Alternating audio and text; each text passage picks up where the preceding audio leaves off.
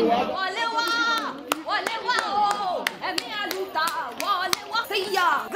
Nigerian students! Kudos to these students. They went and camped right in front of the government house. This is how you do it, yes. Until they listen to you. How can you ignore these students when they came right in front of your house to cook their rice and to cook their beans? This is how you do it. I'm very proud of these students. They stayed even in the rain, in the sun. You not do well, Ojare. Guess what? They reverted that tuition hike. That is how you do it. Kudos to all those students that went protesting. Great Nigerian students!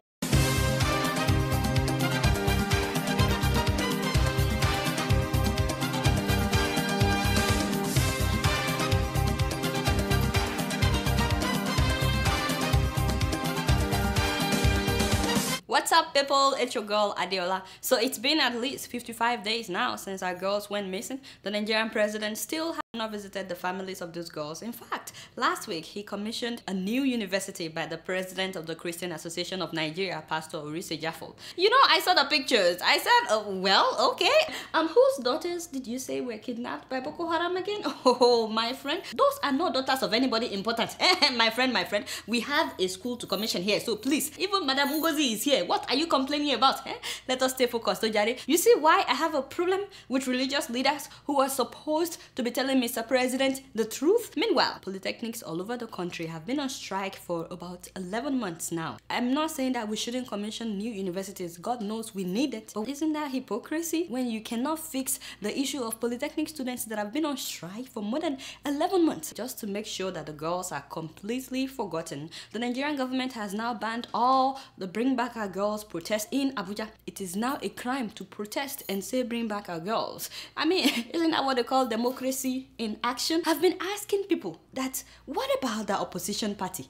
If this administration has refused to feel the pains of these girls, what about the opposition party? Why can't APC people go to Chibok to see the families of these girls? Why can't they go? Why can't they send delegates? All I've seen them do is release press statements condemning PDP. I said, so why don't you do what PDP has refused to do after the condemnation? And then what? Meanwhile, Mr. President's attack dog has continued to defend his boss. So can you please just shut up? Sorry, I mean Mr. President attack lion. But by the way, Dr. Okupe, this is actually my show, so I get to tell when you will talk on this show. You can't just tell me to shut up. This is not like the interview we did the last time that rail system that had been moribund for 20 years. I mean, you know, have been comatose, that had never ever worked. This administration has revitalized it. They have revitalized. We see the pictures of the rail, sir. They look like locomotives from 1950. What does second-hand, third-hand brought from China? We are not America. Why can't we have brand new trains? You cannot have brand new trains because, you know, the economy cannot support that. And besides that, we are using. Why? I thought we are the largest economy in Africa. Why? We are the largest. You know, we are the largest market. Koledo, what did I ask you to play that video? An economy that can only afford locomotive train. We are not America. If they want to see it, they can look for it on YouTube. We are talking about the missing girls now. I beg, can you cue his interview on BBC? Why did it take your president more than 2 weeks to address the Nigerian people on this matter? Hold on. Now, it did Please, not. just a simple answer will do. The issue is it addressing the Nigerian people or taking, you know, immediate actions that will assist in rescuing the girls? I am doing Okupe. His name. I am Daniel Okupe. I work for this president. I know the night that this news broke, and I know immediately the news broke. Security agents, the secret military officials in the country were summoned. The very next day, the council meeting, for security council meeting was held. Instructions were given. Actions were taken. Why do you think that all of these actions that you talk about have failed so completely? Oh, this presenter is embarrassing me. He's embarrassing me. The next question should have been, exactly what actions were taken in rescuing the girls? Kidnapping all over the world is not a soap opera. It's not easy. Really? Kidnapping is not a soap opera? Where does this man get his words? First First of all, does his body language even suggest that he cares about these girls that are missing? If the parents were to be watching, Dr. Okukwe, because people like this, you never want to make a mistake with their titles. It is very important. Seriously, he looks more like someone about to fight in defense of the president than somebody giving answers about what the government is doing to rescue our daughters. There's been so much confusion about this. There's no confusion about that. Is there not? You know exactly where the girls are. The military know where the girls are. No, you know. For a fact. No. Bad idea. Stop saying you know where the girls are if you have not been able to rescue them. It's like admitting that Boko Haram is better equipped and better skilled than the Nigerian military. Why are you going on BBC and saying you know? So what a terrible indictment of your security forces. They know exactly where these girls are, but it appears they are completely impotent to actually deliver their rescue. Stephen, I'm surprised that you're saying that. Hold on. Why are you surprised that the guy called the Nigerian military impotent? I mean, you just announced to the world that you know where the girls are, but you cannot rescue them. Americans were held hostage.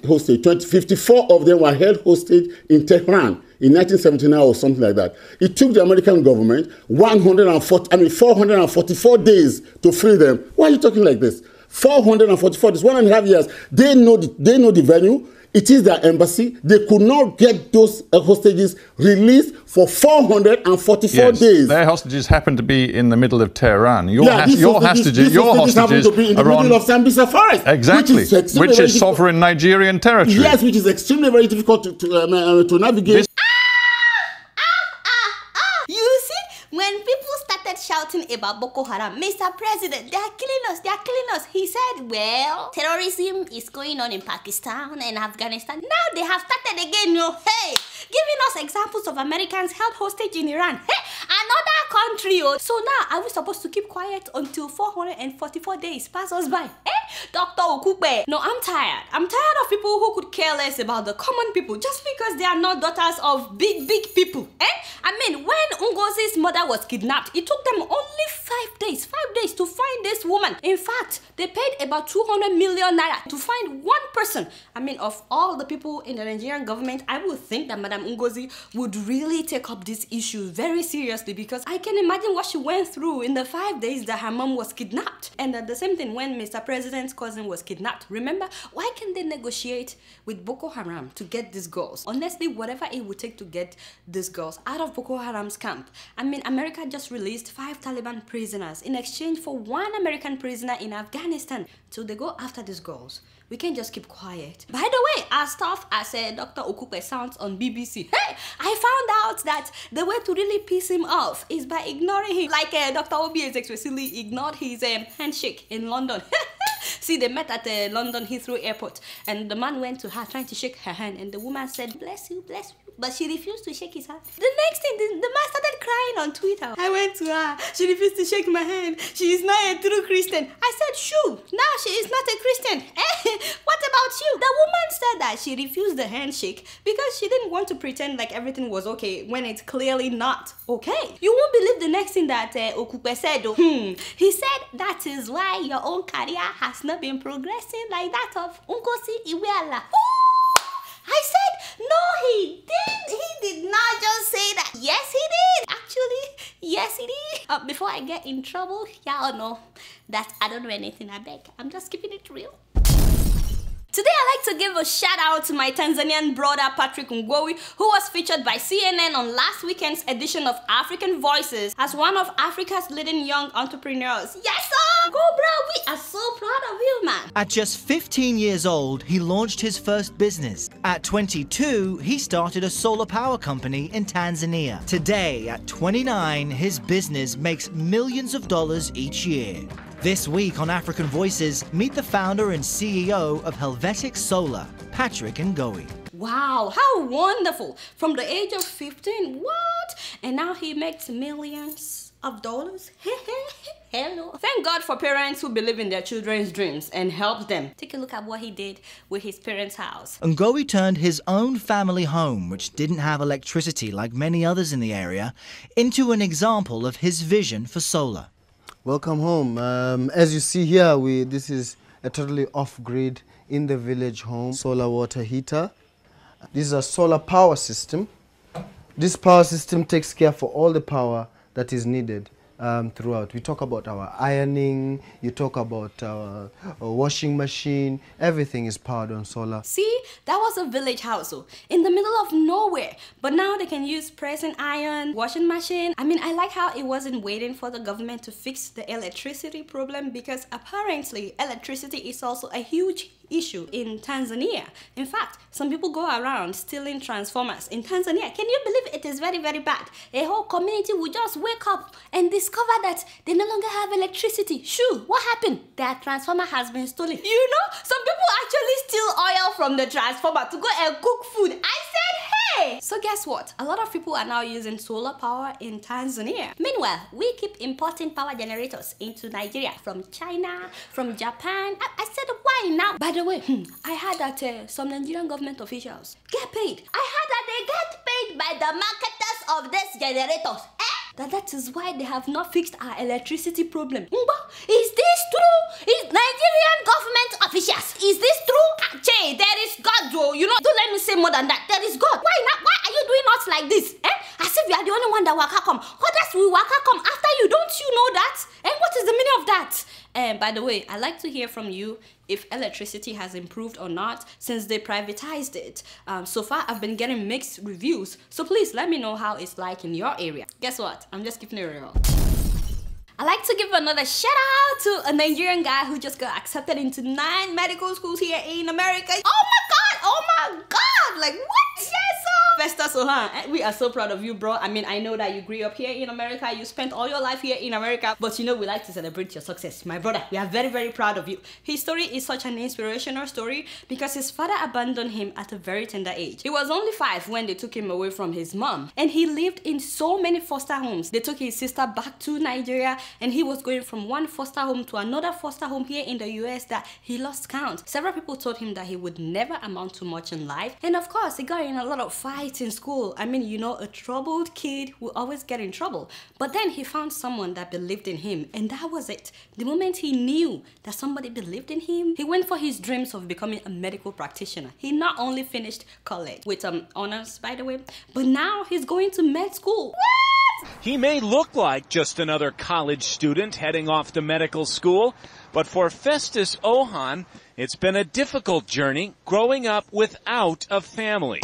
He still remembers the day his father abandoned him. I went to bed in tears crying, saying like praying, asking like, God, why did this happen to me?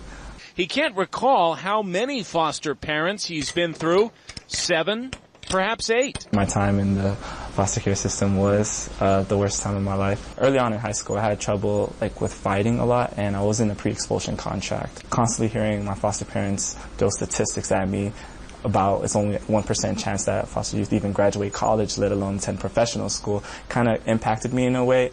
But he's now about to graduate from UC Riverside with a degree in neuroscience, and he's been accepted to several medical schools all across the country. Never give up. Really hold on to your dreams, because as long as you're able to stick through it and just persevere, you will accomplish your goals. Wow! Congratulations, my brother. You know what I love about him is how he didn't place the blame on anybody for what happened to him. He didn't blame his parents, but he just took up responsibility for his life, and he worked hard to become who he is today. So let his story inspire you today. Enough of giving excuses, even the legitimate ones. Oh, it's because of what this person did to me. If not for what happened to me when I was young, if not because my father died, if not because of this age. My people, enough of self-pity. Whatever has happened. Now do something with your life, and take whatever you have left and do something with it and beat the odds like he did. And if you have a story like that you think will inspire people, please let me know so I can share it with others. By the way, if you know a troublesome kid, maybe he's just trying to get your attention about what he or she has been going through, say something positive to this kid. You never know, it could make a difference. Guess what? I'm just keeping it real. Moving on to the Central African Republic. Why is it that we still don't know how to live in peace? in Africa? Do you guys know that religious tension is still going on in the Central African Republic? Remember, since last year, the one that I talked about, that was when the Muslim rebel group known as Seleka seized power in March of 2013, and the Christian militia group known as Anti-Balakas retaliated. Do you know that Christians and Muslims have been killing each other mercilessly since then? And then we wonder why a lot of people don't want to have anything to do with religion today. Despite the fact that they got a new president in January, the killings have continued. About 25% of the whole country have relocated to another country. Just imagine that.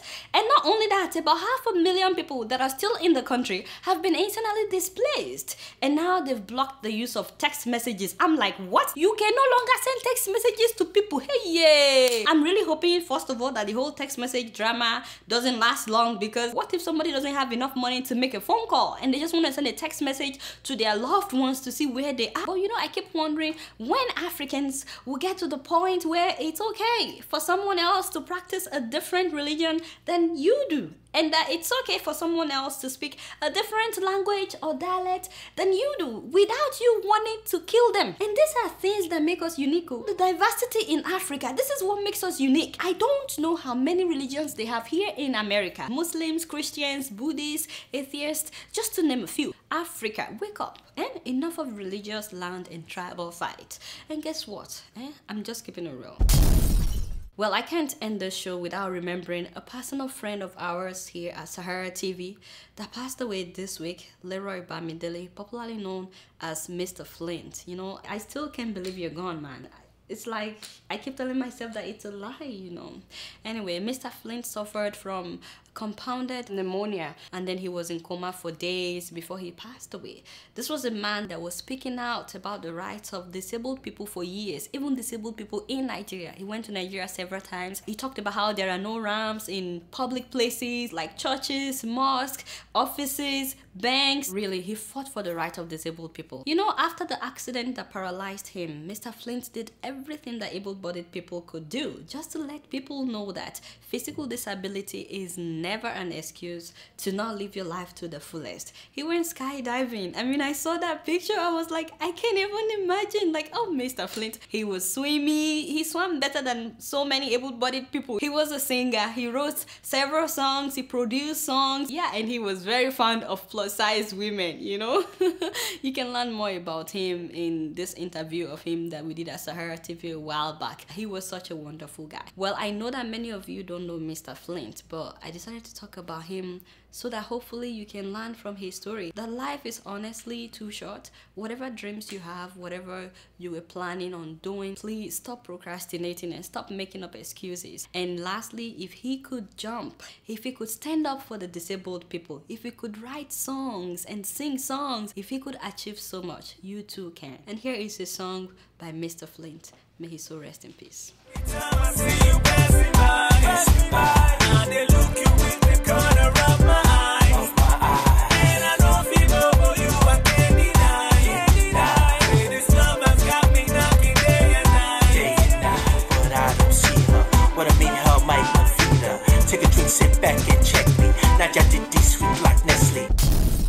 Before I leave today, first of all, thank you to everybody that sent me an encouraging email about the song. I'm like, oh my god, thank you. I really appreciate it. Yeah.